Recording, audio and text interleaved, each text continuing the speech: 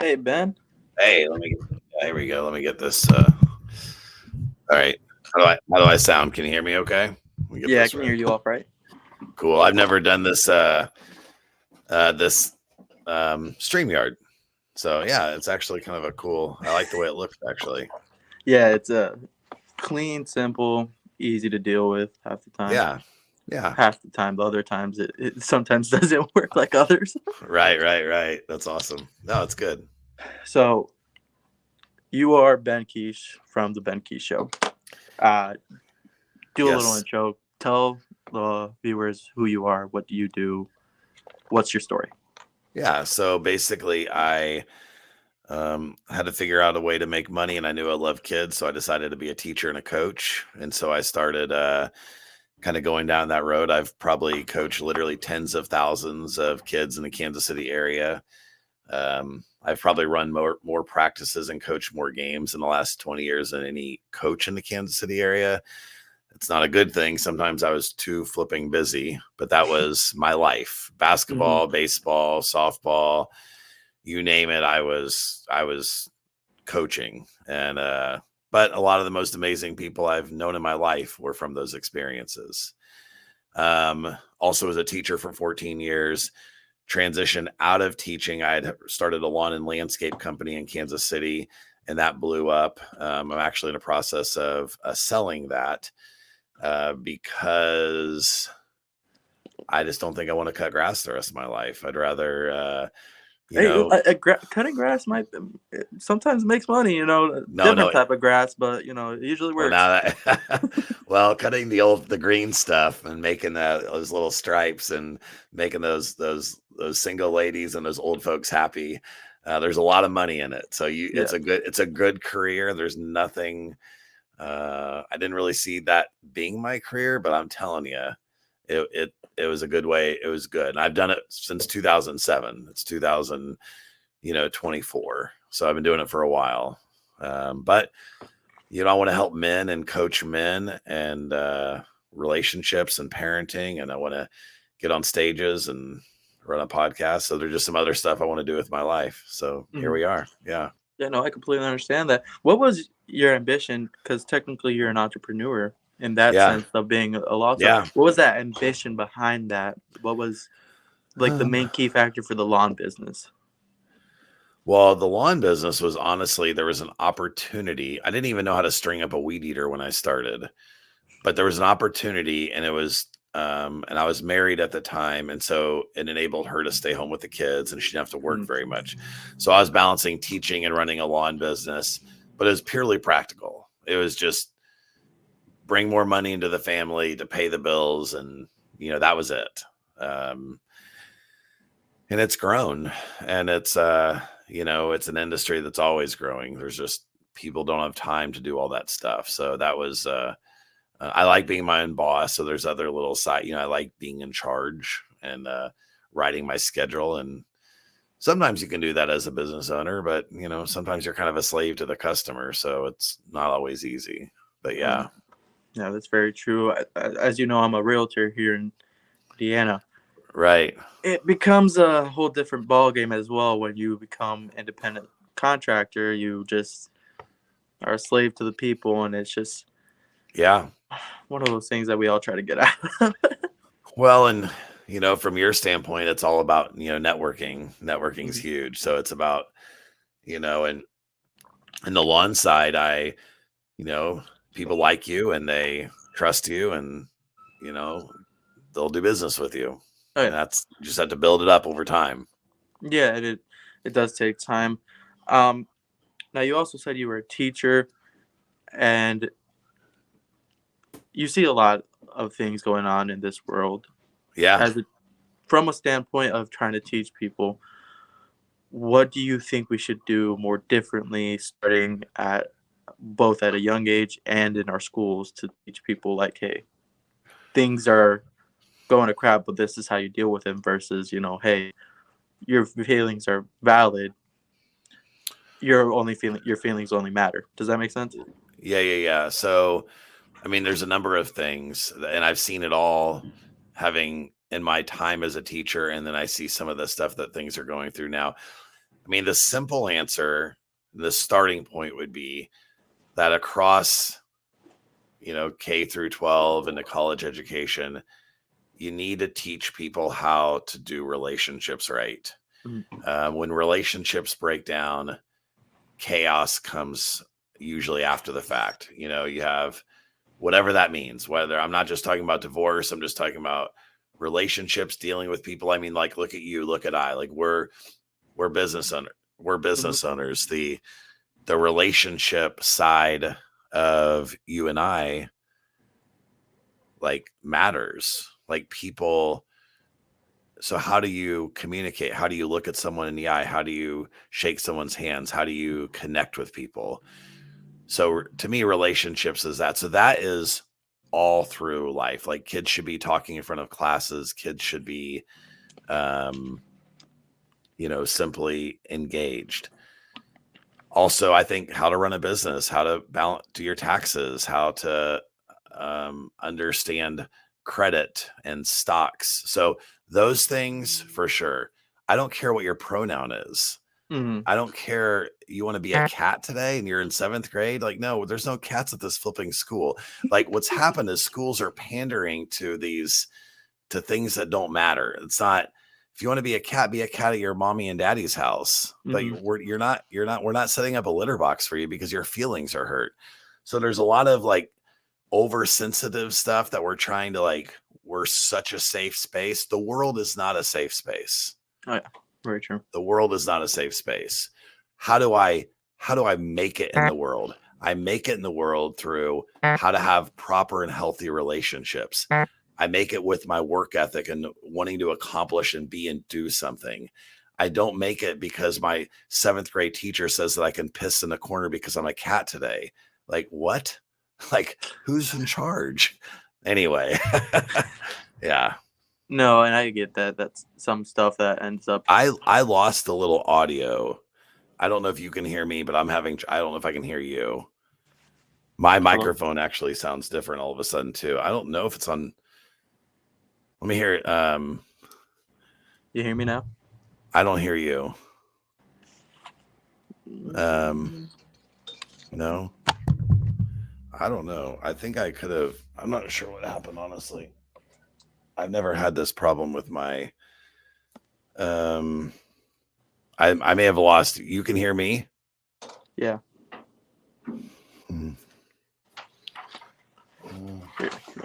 Okay, that's better. It just got fixed. I'm good. Okay, you hear me now? Yep, we're good. Sorry about that. I don't know what happened. It's test. Okay. Yeah. Yeah, you're good. You're good. No, I understand where you're coming from. I see a lot of things where I was in high school around 2-3 years ago. Right. So I mean, I've seen a lot of people, and a lot of people get way too. This generation, I feel like a lot of them feel like they're not making themselves unique. They feel like they already are unique. Does that make sense? Yeah. And they're not, and they're not. And they are, but they're not. And I'm not going to blow smoke up anybody's ass about who they think it's what you do. It's how you treat people. It's all earned. It's always all earned. And so this whole idea that, sure, we're special because we exist. I mean, I would say that we're special because I think God made us, but that's, but these fake compliments and these like fraudulent little fake worlds that we're creating for these people. It's just not how the real world works. And I actually feel really sad for these kids because these kids need leaders. They need people that are going to like take strong stances on things. And it's just it's all appeasing and accommodating. And we don't want to offend and we don't want to worry. I'm like, it's just not how the world works, guys. I mean, it's how some people want the world to work, but it's not. It's just, it is what it's the yin and yang of the world. There's good in there, but there will always be a bad in there. People it's just what it is. And I think, have you ever seen Rocky? I think the 4th, 5th movie where he goes, where it's like the world's not sunshine and rainbows. It will beat you into a pulp, and it will keep beating you. Doesn't matter how hard you get hit, it's how many times you get back up. Yes, that's a great. That's that's the truth right there. That's you got to keep getting up. You got to be okay. Yeah, if you want to be a cat today, go for it, but don't expect me to be praising you for it. Yeah, you're not a hero. No, you're. It, You're weird. there's You're to it's be a hero is to not flaunt being a hero. You do it for the world. You don't do it for the right. glory of it. Yeah, So no, I would agree with that. and a lot of it has to do with, and I now feel like the part where people feel like they need to be unique in things, it becomes part of what we've now have, which is social media, phones, computers, things like that. Right. It's everyone's trying to compete with each other to be different. True. Those they're powerful tools. If you want to be different, go ahead, be different, but don't do it because someone else is trying to be different. Be different because you want to be different. Right. Create a world where it's not about you, it's about everyone else. Yeah, and I agree. You're spot on. And I think that our what's the best way to say this? So our confidence, our who we are, our missions, our um it comes from, I mean, a lot of times our parents. It comes from our family, our home, and how we're raised and what we're told and how those conversations went. And so when you have kids with maybe it's not the best role model, or somebody's absent, there's things that they're missing, they're trying to fill those answers. They're trying to figure out those answers.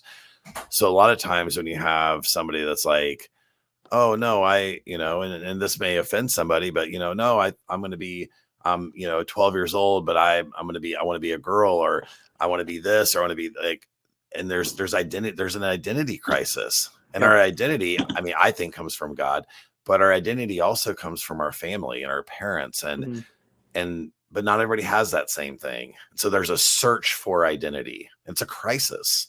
Mm-hmm. And it's something that, me saying what I'm saying about cats and whatever, I mean, it sounds silly and it's whatever, but I actually like really feel bad for these kids because they're just searching.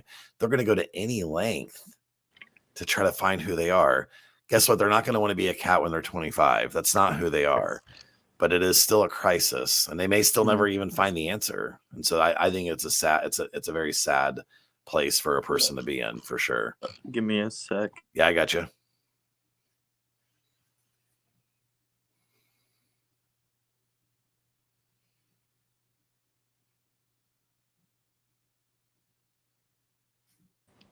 Sorry about that. But yeah, you're completely right. Hey Ben, you hear me? Yes, I'm good. Okay. Yeah, you're good. Sorry. No, and yeah, and a lot of it's got to be, as I see it, a lot of it has to deal with the fact that social media. Let's be honest, that's become both financial gain for a lot of people, but it's Sure. also a mental loss for a lot of people. It's What do you mean it's a mental loss? In what way? in a way that everyone creates a fake world on their Instagram. Okay. You see what I mean? Right. And everyone's posting the best parts of life, and everyone else sees the best parts of other people's lives and compare their lives with that. Right. I agree. Yeah, that can be mentally damaging. So, and I don't know if you saw recently, the only good thing that Florida has probably done in the last crazy years it's raised its social media policy from 13 to 16. It's not a huge jump, but at least it's creating a change of like the fact that, hey, we have issues. We have like real issues to deal with, like social media. People are The- continuously creating issues with social media. So why is it the only good thing Florida's done? Number one. And number two, are you saying that a 13-year-old in Florida can't get on social media, or what was the actual law? The actual law is that they're now for anybody that under the age of 16, they have to Okay. both get parent consent, I gotcha. and the parent has to sign off on it, like actually sign off on it. I see. So you Okay. don't, and Florida, I mean, we all know Florida. Florida tends to be a little crazy. I mean, Florida, man. Let's be honest, Florida, man. Well, people like to go there. I know. I know it's a hot spot. People, some of those old folks that like to retire there. Yeah. I just liked, and actually, it's kind of a tie into what you're talking about. I like what Florida did with COVID, and I actually think that some of the things that we're talking about with um, kids, and this is you're right up your alley. I mean, you were a COVID kid. I mean, COVID affected your education. Mm, I believe you're right around that age where it probably did. And what COVID did was it said, remote is cool, computer work is cool. Teachers are a little bit more expendable, just give assignments. And the relational aspect wasn't there. Kids then were going through different depressions. The isolation wasn't good. And then, and guess what? Kids weren't dying either. mm, I mean, people did die because of COVID, but COVID then did create a whole other detachment. And has that changed? I mean, yeah, people are going to school now, but it's still people want connection. mm, Like this podcast wouldn't be if I'm not looking at you, if we're not having a conversation, if we don't have that connection.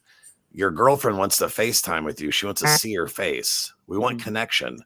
And I think there's a lack of that in education. And I think part of that is because of COVID, I believe. Yeah, and I see your point on that part. The counterpoint is I don't think we should base connection just solely off social media. I mean, it's a good starting Oh no, point, I agree. but Yeah, I we agree. should. I wasn't meaning just social. I was meaning, for instance, you're learning math or science or Mhm, reading or whatever you're learning. I'm saying learning from an actual teacher who's in front of you talking and teaching. I think a lot of education has gotten so computer based. So, here's your assignment. You got 45 minutes to do it. Kid gets it done in 20 minutes. They have 45 minutes and nothing to do with the rest of class. mhm, I'm not meaning this in the social media context. I'm just saying like the connection with your teacher and education. I think that's changed in the mhm. negative way since COVID, I Okay. believe. I'm not a teacher anymore. I don't know, but things I've heard and the way I see it with my own kids, there's just it's boring. It's not, yeah. So No, I understand. Going back to you being a teacher, now you said you were a teacher for roughly 14 years, right? correct. Okay. So, in my opinion, this is solely based of what I think. I think education has stayed the same for way too long that we need to change. Hey, mathematics, we need to change this, apply it to things that we're actually going to use, like taxes. And I know people were like, why would we want to learn about taxes? First off, we got taxes coming up next year. That's why. Yeah, yeah, so, yeah. Right, so right. like I'm worried about this year's taxes and next year's. I'm an independent contractor. I need to be able to write off stuff and things like Yeah, that. for sure. Definitely. So you, like I was saying, I didn't learn anything, truly anything, until I joined. Out of the 100 classes, roughly 100 classes that we had in our school, Right, right, I chose four of them. I chose for I think no wait 1, 2, 3, 4, 5, 15 each year. Uh, roughly 60 for my 4 years of high school. And out of those, I probably truly learned things out of 6 of those classes. I yeah, didn't think about it. And that would have been that my 6 classes: entrepreneurship, uh, agriculture, because it was teaching me like, hey, if the world goes to crap, and GMOs and things like that, sure. things that aren't healthy, pesticides, things like that. Right. This is how you learn. Yep. This, small business, no, not small business, small engines, something Right, small. Because why would I contract a guy that will charge me $150 if I can do it for $20 and a nice soda?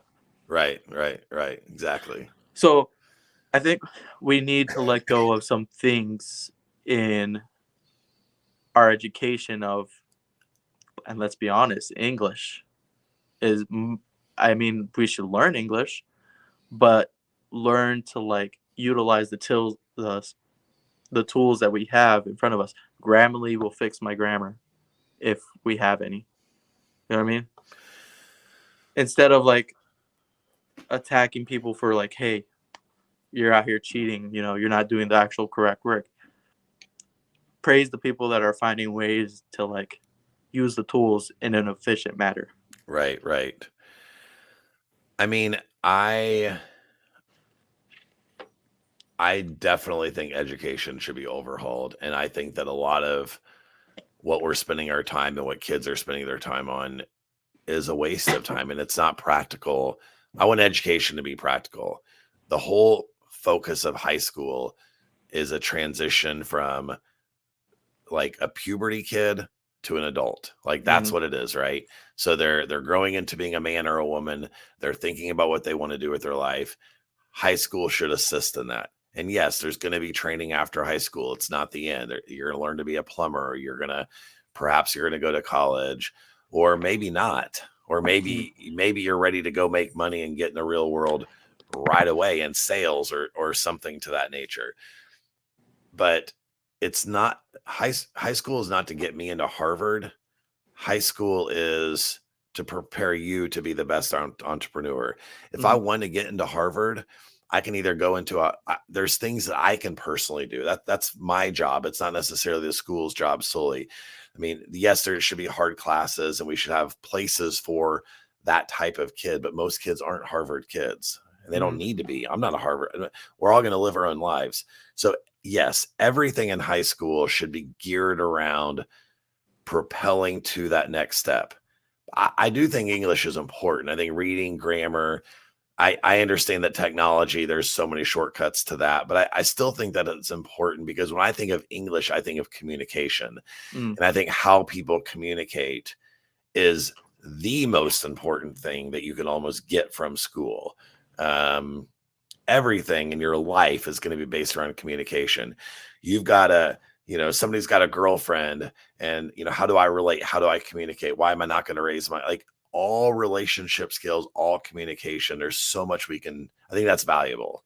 But yes, school is not set up for the betterment of kids. It's set up for what we've either always done or wasting people's time. Time matters.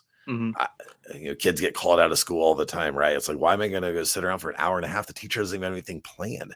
It's not even that I don't want to learn. The kid may want to learn. The teacher sucks. And the class is boring. Why am I going to sit there and waste my time and sit on my phone for 45 minutes? There's things I could be doing, like maximize kids' time. Anyway, I agree with you wholeheartedly. Teach kids that the world, for one, the world's not safe. We know that. Two, right, that the world doesn't care about, it doesn't care anymore about education half the time. At least, 50% of jobs in 2023 let go of the bachelor's degree. Like they said, we no longer need a bachelor's degree. Right. You want to know a good business? Here's a good business to start. You're young and you've got some motivation and some entrepreneurial side. We need a recruiting business that recruits kids from high school into those careers you're talking about. So let's say it's, T-Mobile or something, and T-Mobile is not requiring undergrads anymore. They're willing to hire, they want to train, like, just give me this 18-year-old. I'll train you to do this stuff. So, but I'm an 18-year-old and I think that the only way I'm going to make money in my life is I have to go to the University of Indiana. So I got to go to, I don't know any different. You're a 22-year-old. You know the companies that will hire and the kids because you're young. You connect the dots. The company pays you. They'd rather pay an 18 or they're going to pay him less. They can train him and they can groom how they want. That's a recruitment business to keep kids out of the universities and to get them straight in these companies that will train them. They don't need 4 years and $100,000 debt. Silly. And truly it is. I mean, there's only possibly five careers that might need a college degree: doctors, lawyers, tax accountants, because let's be honest, not everybody wants to do their taxes. Right. And honestly, it just might be those three at this point. Well, I Because guess if you're talking doctors, you're talking like dentists and yeah, nurses and just anything in the medical, like most of the medical field. Yeah. because Um, I don't see the point of having, let's say, a business degree. well, I think that I don't mind that there is a business degree. Like if I mean, here's the deal. Like I believe in capitalism. So if the University of Indiana wants to have a business degree and people are going to pay thousand, great, good for them. It's capitalism. You offer it. But you're right. There's companies that are going away from it, and there would be more companies that would go away from it if they could find those kids, get them when Yeah, they're young. I mean, because I did see like this recent year, 2024 coming. It was an article. Now after the 50% of jobs, the leftover percent, that percent now became 45% of the companies are now letting go bachelor degree also. right. So like now there's going to be very little jobs that really require, like I said, doctors, lawyers, things like that. They're going to require those degrees, and I praise that. But a lot of the jobs you can honestly learn by an Yeah. internship. Well, everybody in the job knows that, but it's still, people are going to hold on to that for a while, and some are letting it go, and some will take a while. But again, if they had the employees like right there ready to go, Mm-hmm. just generally speaking, if I run a big company, I don't want to hire an 18-year-old that had, and I'm going to be a stereotypical person here for a second. Their stereotype is an 18-year-old with no motivation, no drive, no interest in college. Like they're going to automatically put them in blue collar mode. Like they're going to put them in not. So what you're really recruiting is you're recruiting the 18 and 19-year-olds away from college. They're college able, capable, but don't spend the money. You don't have to go in debt. We're going to hire you now and start building your resume. And but but you gotta find those types of kids. Yeah, and it's very hard because, like I said, a lot of kids feel entitled. I've Yeah, met so many kids that felt just because they were this this person's son and they got away with this and that they were the teacher's favorite, things like that. The right, entitlement stays somehow even after high school.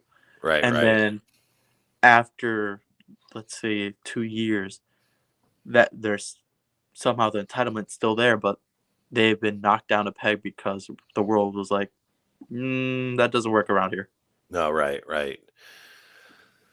No, and a lot of kids, it's the kind of the participation trophy kind of mindset. I mean, we don't even necessarily believe in allowance. We don't have.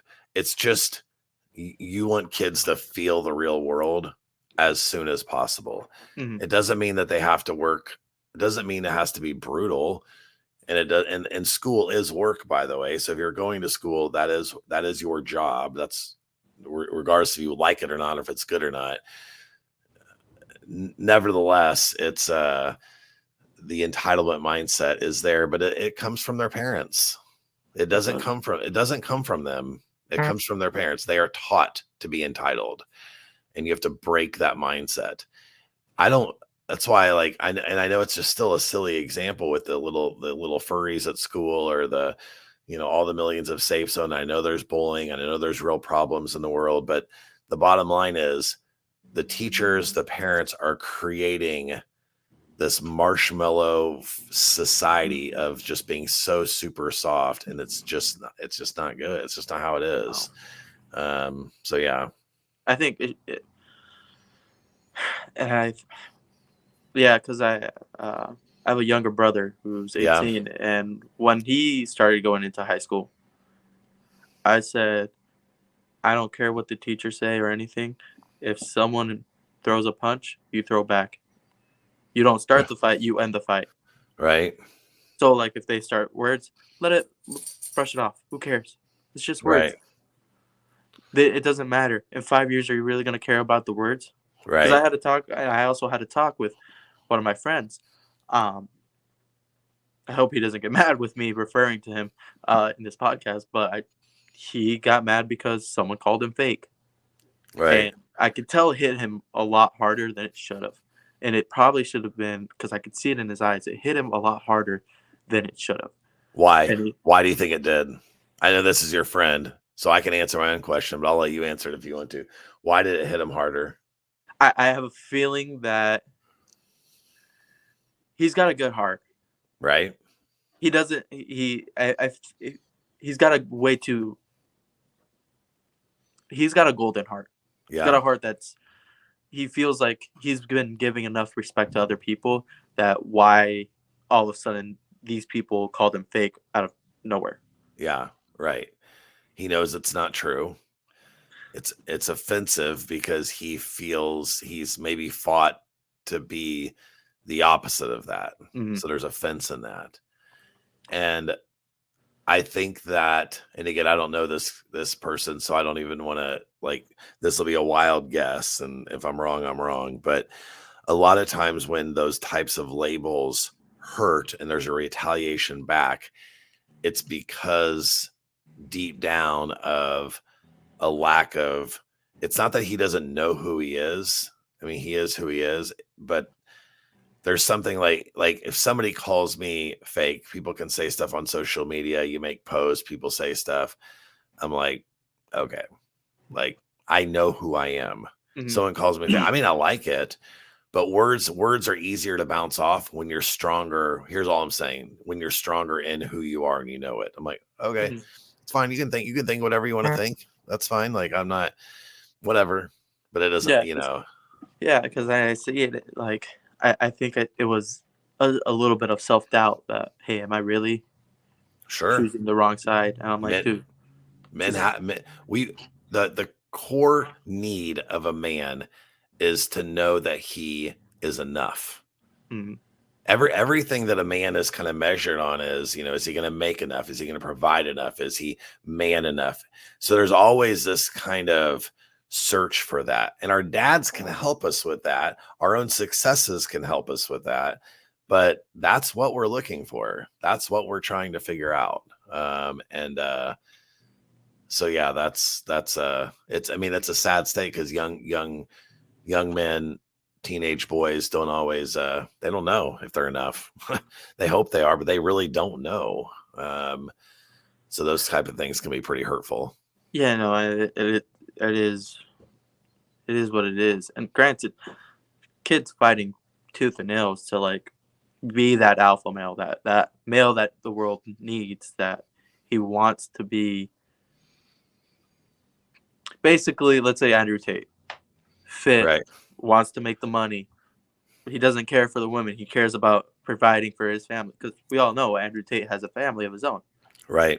So he wants to be able to take care of his own in 5 to 10 years. Yeah. That's the same pressure as most men have. Hey, Yeah. I need to make enough to take care of my family.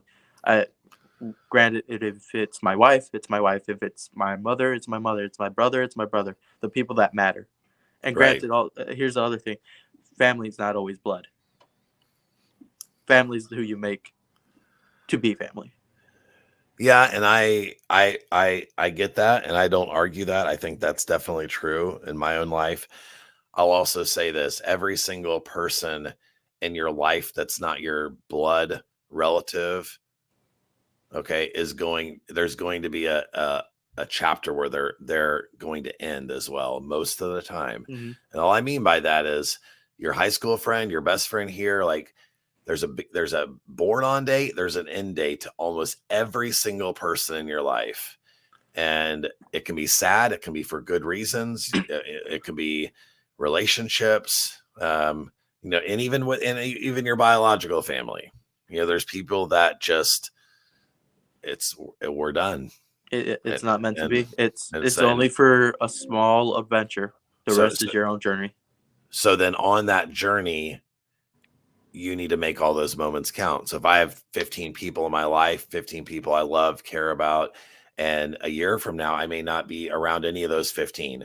So today, now, in the relationships, the people I love and care about, then I'm going to be invested in that. And I'm going to give what I have, and I'm going to be genuine and honest. And, but I can't control when it ends because sometimes things just simply end. And Yeah, so that's very that's, true. yeah, And that's what I explained to him. Things end. Don't be afraid of change. Don't be afraid of letting go.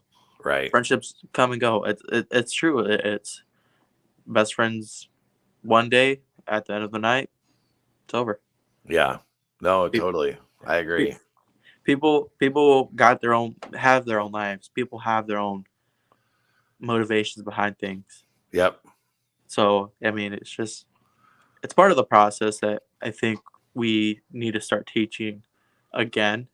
Right. That a lot of people need to, especially at school. I think school needs to teach. Hey, people aren't always going to be the nicest. People aren't always going to come back to you. Or people won't always respect your time. Doesn't matter. Continue through life. If you're going Right. to let it affect you, you're letting them win. Yeah. So, I agree. I so agree. it's hard sometimes to see that type of stuff. Um, I was trying to think of something, but then something reminded me in the back of my mind. I was like, "Hey, you had this happen to you." I was like, "No, that's not true." Why did you start a podcast? I started the podcast, so like I said, I'm a realtor. I want to build this platform um, to help the world, and it sounds, stereotypical and things like that. I want to help the world in a way that I know it needs help. Create a world that's better. Yes, they're still going to be bad. Yes, will I maybe get canceled in the future? Maybe. Who knows? Who cares? I'm gonna still do the same thing I want to, but to help as much people as I can. I got into the realtor. I became a realtor because I like helping people. I like Right. helping them create better opportunities for themselves. Right. So I did the podcast like that. My main goal with this also is in 5 years, if I have a big enough platform, to go against our government in the sense of ending lobbying. Let's be honest, that's just legal bribing right there. Well, I mean, I can play the other side to that one pretty easily, having Mm, been a government teacher for a while. But yes, I mean, lobbyists are going to have I'm with you. I understand what you mean. In essence, in its truest form, I wouldn't probably say end lobbyists, but in its truest form, um, like if there's a cause that I really believe in, and I want to promote that cause, I want that cause to rule America, whatever that might mhm. be, then I can work as a lobbyist to get politicians to see where I'm coming from, work with it. Whether it's just take guns, it could be either side of the gun argument, but Mhm. I could be a lobbyist for something doing with guns to try to create awareness. I mean, lobbyists have a good work. I know there's a lot of negative things about them, but their intention is they care, they're passionate, they're wanting to make change. I think where lobbyists run into problems is I have $1 million behind me. So vote the way I need you to vote on guns, and I'll make sure that your campaign is well taken Continues. care of. So Yeah. the money side can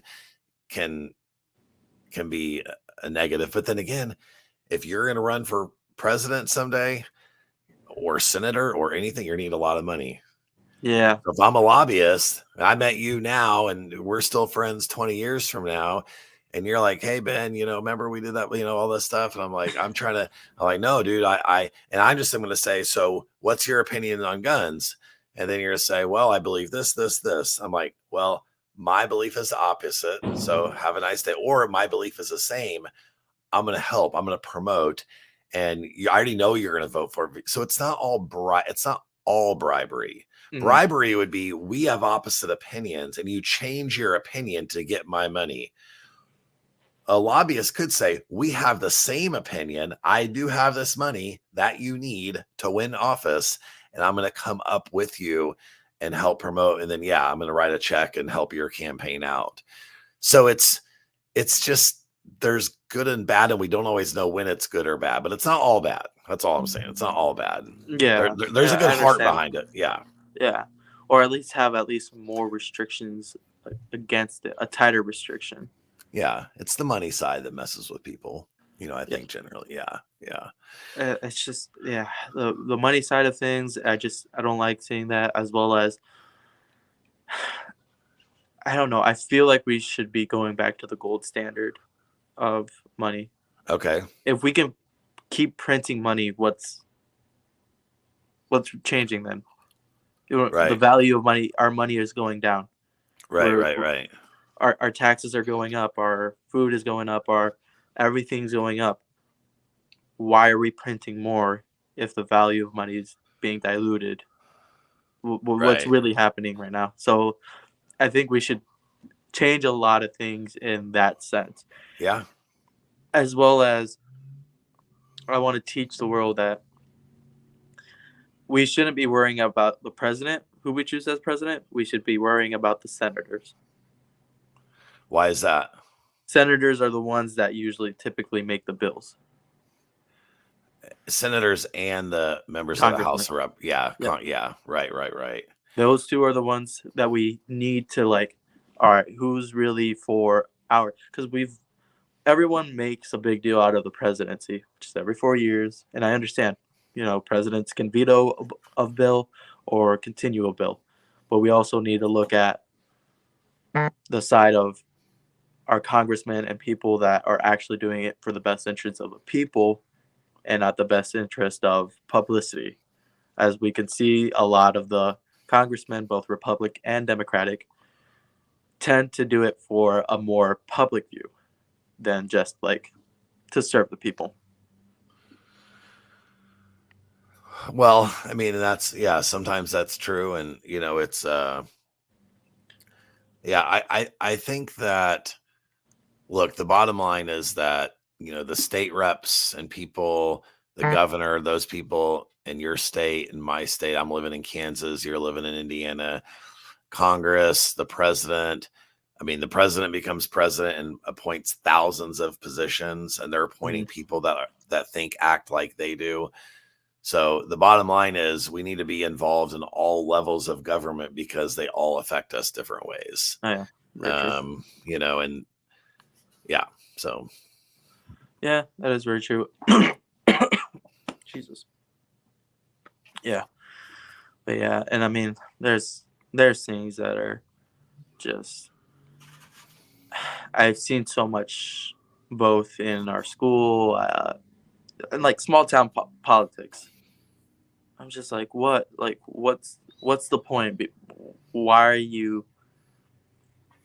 What's the point of being in a powerful position that one is only temporary and two you're just gonna dilute everyone down to just a dollar bill? how does that happen exactly? Oh, so I live in a small town. I live in Okay. Bremen. Okay. There are 4, 5, maybe 6 major families that have lived in the Bremen community. Okay. A lot of them made their money off of rentals, Okay. and I agree. Make your money off rentals, but a lot of them are not doing it to help people.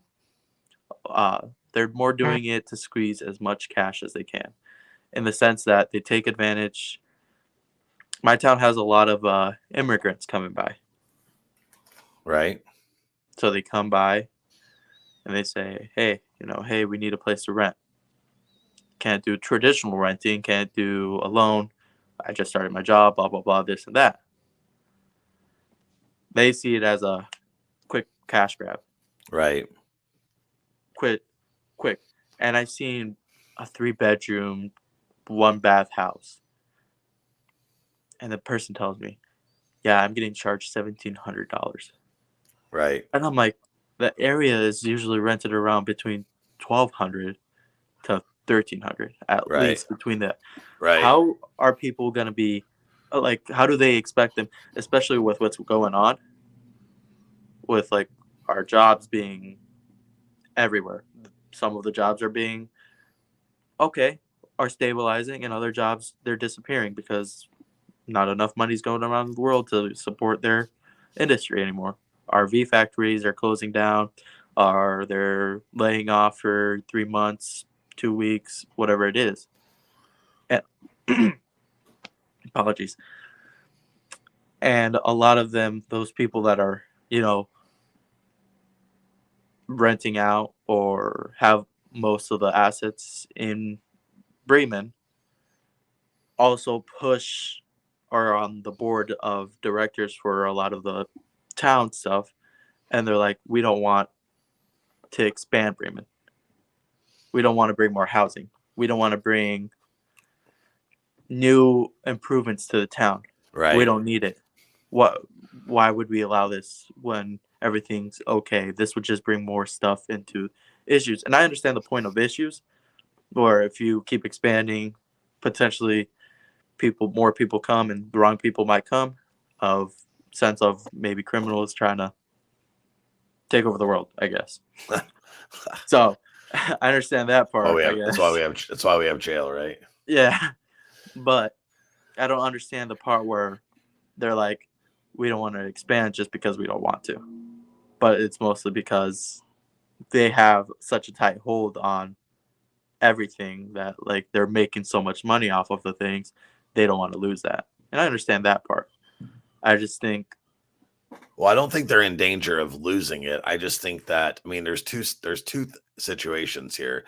I mean, you're in real estate, so you get like the general crux of property managers and landlords and mhm, owning all these properties is it's it's not a dirty business, but it's very much, how can I make the most money and provide you the least amount of services so that you pay rent and stay mhm, there? Now, there's some landlords that are amazing that are, don't have that mindset. But I mean, generally, it's kind of it's a little bit of a, and then you have other companies that manage their stuff. So, like that part, it is what it is. Like if they're charging more money than they should, then if that place generally though, then that place goes vacant or they find another place. If they're above market, they're not going to rent it out.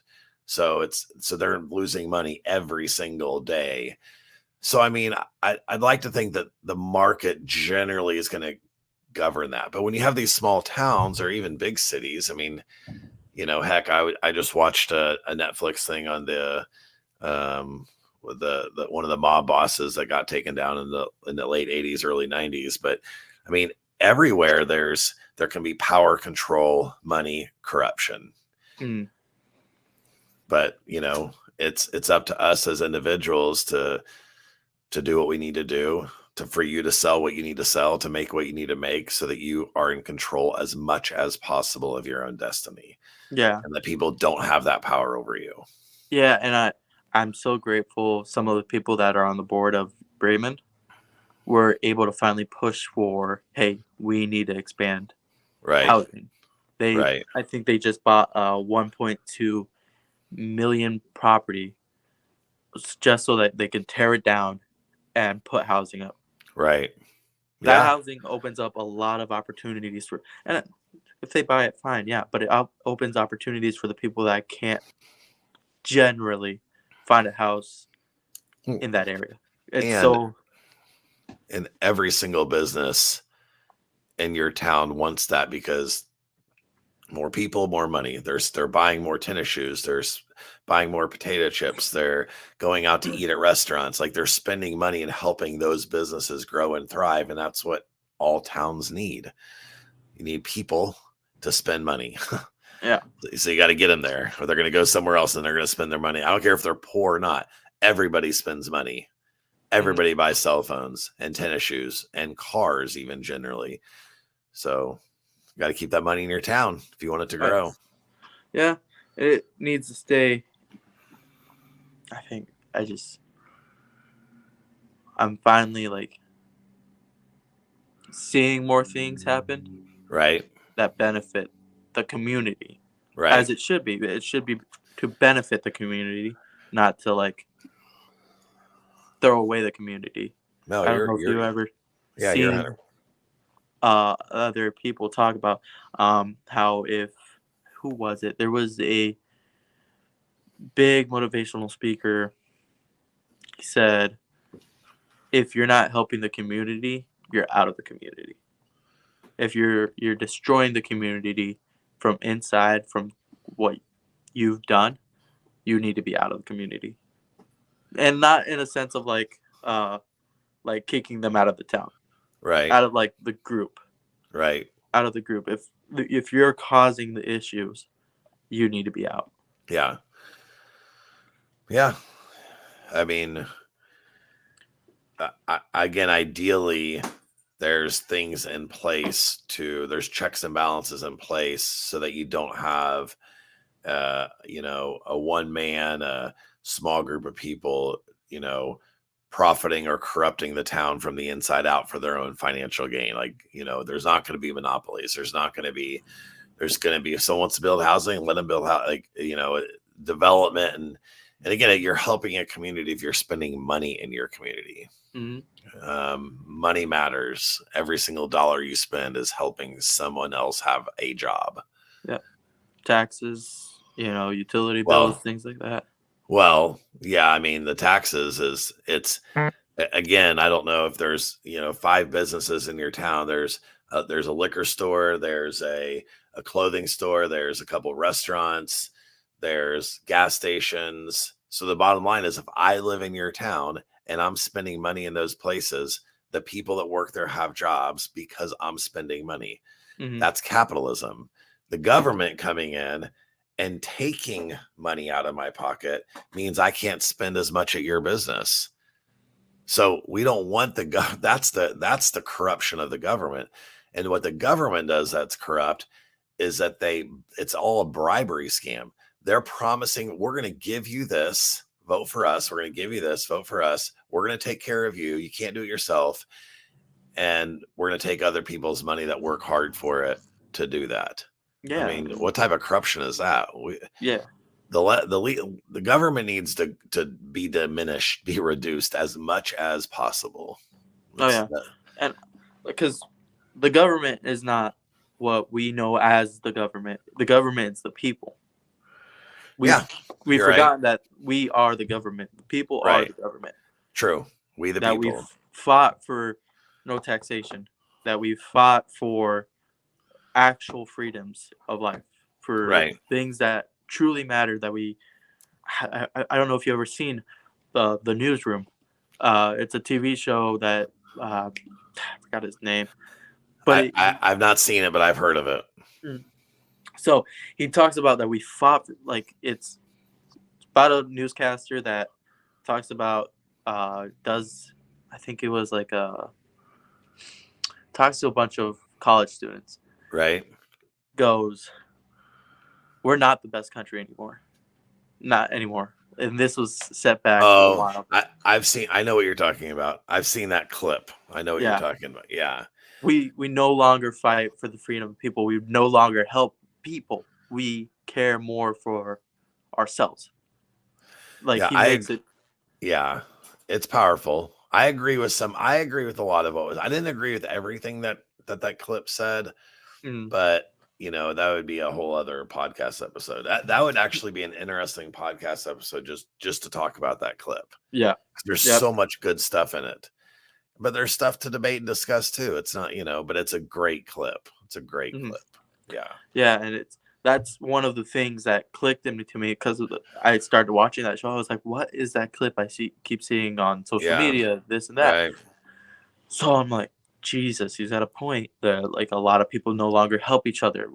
And I understand the point of like why no one will pull over for a stranger anymore.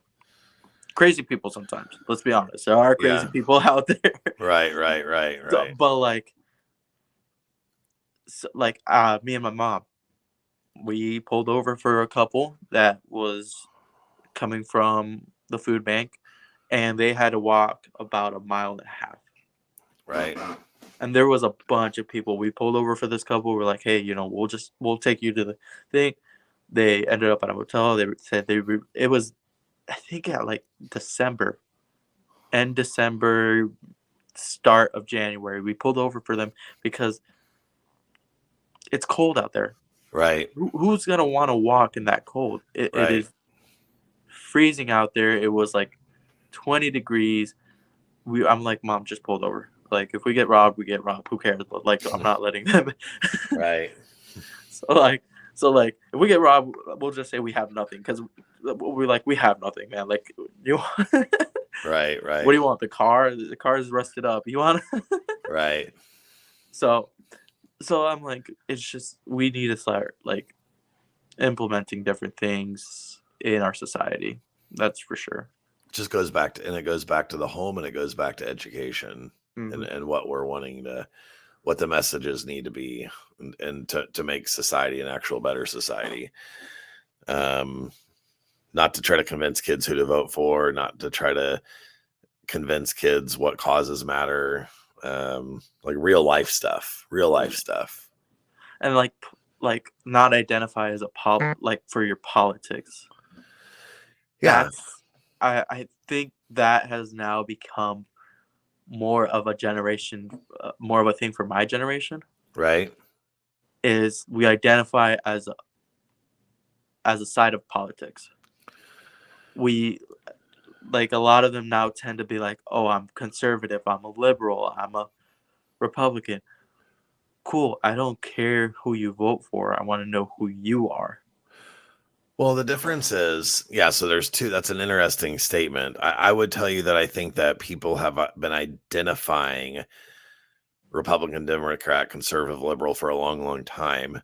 I think what's changed, though, is that, if I identify one way, can I articulate what that means? So if you're saying, who am I?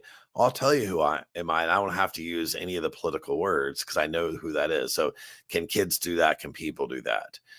Number two is, and this is really the biggest issue is whatever I am, if I tend to vote, for a Trump or for a Biden, like whoever I am, now the people that oppose me are literally like the cancel culture, the hate, the thing, Yep. and there's a lot of judgment.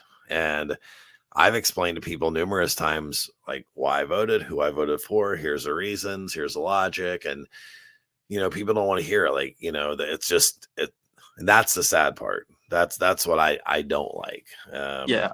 It's an you know, emotional attachment versus a logical attachment. well, my attachment could be emotional or logical, I guess. But what would be the reason? For instance, if I told you who I voted for and that was a different person than you like, and you think the person I voted for is evil, this podcast, like our society would now say, this podcast is over. We can't be friends. I can't date you. I can't do this. Like, that's what I'm talking about. It's like, dude, hey, it's okay that we vote different. It's okay that we have different views on guns or abortion or like, you're not evil. I'm not evil. Do you know why you think what you think? Well, yeah. Okay, good. Do you know why I think what I think? No, that's the problem.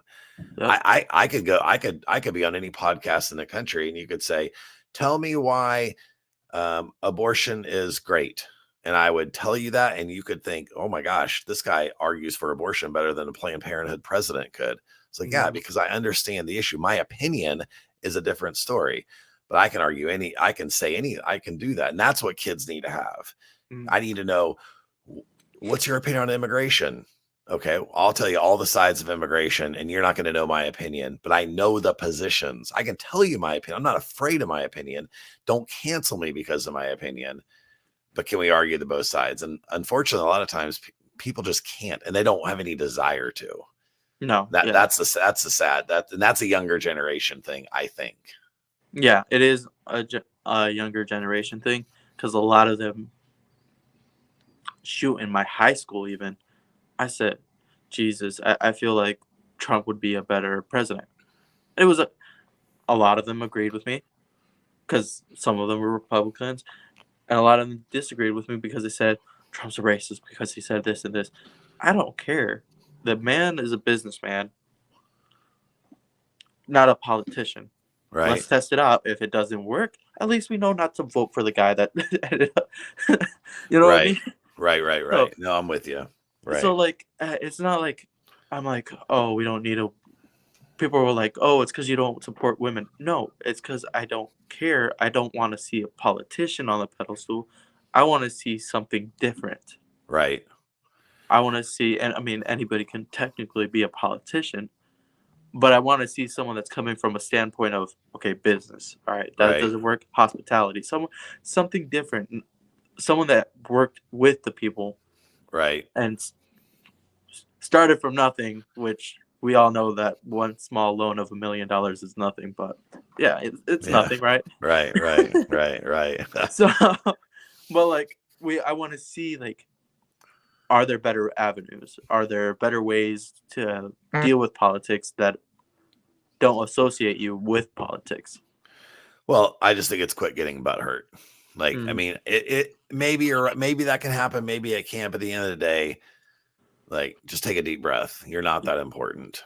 nope. And I'm not that important either. Like, just chill out and just be nice to people and listen to people. And it's okay if people think differently than you. Yeah. Take a deep breath.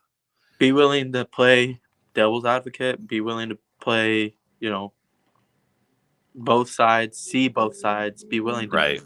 open, and because I mean, I don't. There was a like, you can't even talk about politics at a family gathering now. That's supposed to be family.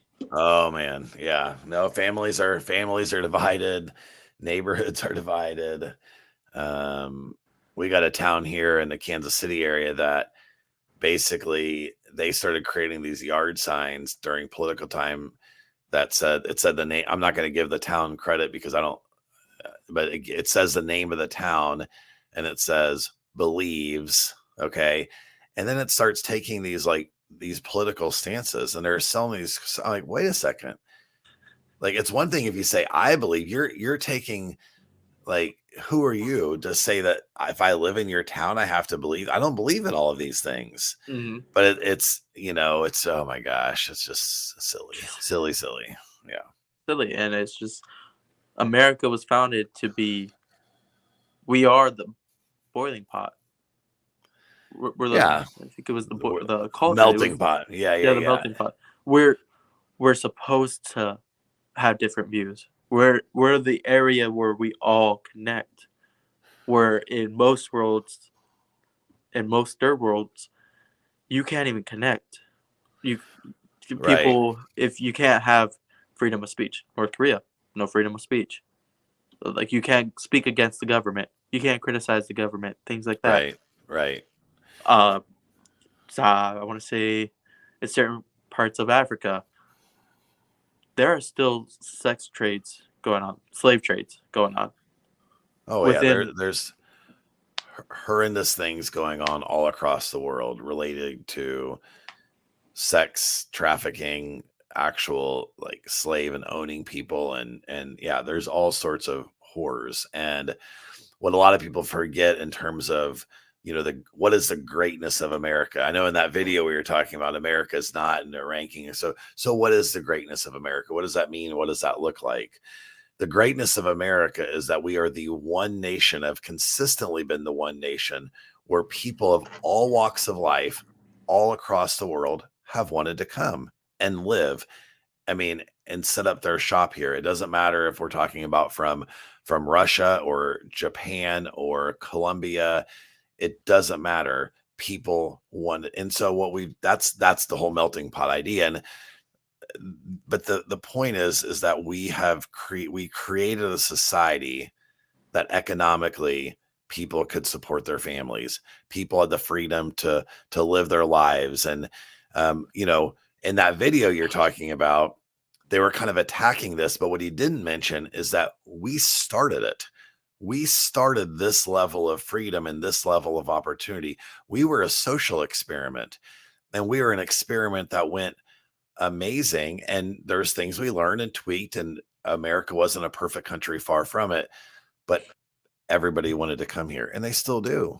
And that says something to what's going on here. And um, you know, from all over. It doesn't matter your race, it doesn't matter your religion, it doesn't matter if you're poor in India or, you know, rich in China. People come here, and I think that's a beautiful part of America. And I think a lot of people lose sight on the greatness of America. Like you said earlier, the greatness of America is our people, and allowing our people to kind of choose their own path and live their life and believe what they want to believe. And um but yeah, I don't know, sometimes I feel like kids aren't always taught that, or they don't grasp the value of that. And it's easier to say he's racist, or we're just doing this. It's just, that's the hate. Like, it's like, no, like, you don't get America. Like, we America donates more money to charities than every country in the world combined, and what they donate to charities.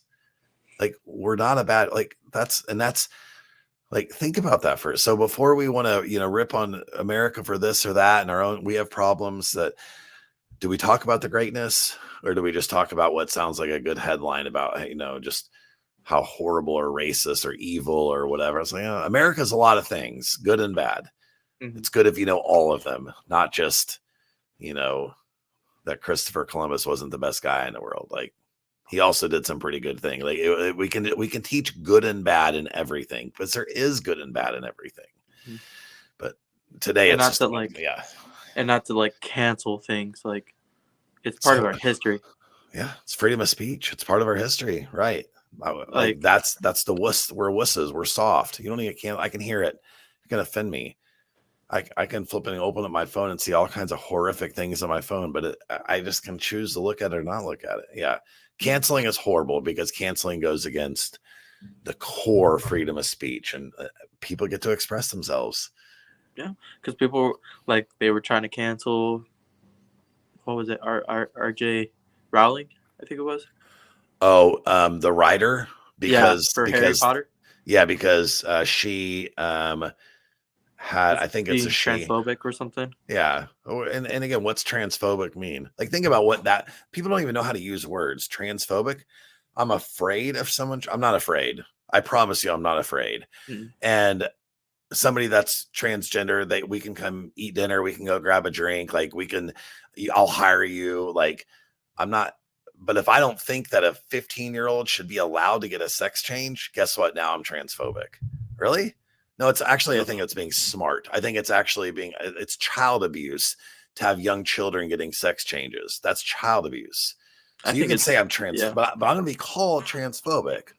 Like, you can take this little clip of what I said, and you can, like, people can put it out there, and it's like, oh my gosh, this guy's like, no, you have no idea who I am or what I am. No, But just so you know, and I'm right. Yeah. Yeah. I think it's ridiculous because it's. I don't think a parent should like. We were all children at one point. Some of us wanted to be Indians and cowboys at Right. 7. We Right. wanted to be a dragon when we grew up. Are you Right. gonna change them because of what they're Yeah. of imagination? Yeah. And like Yeah, exactly. it's not how it works. It's just these are children. We are putting children in the line of fire of unrevocable decisions.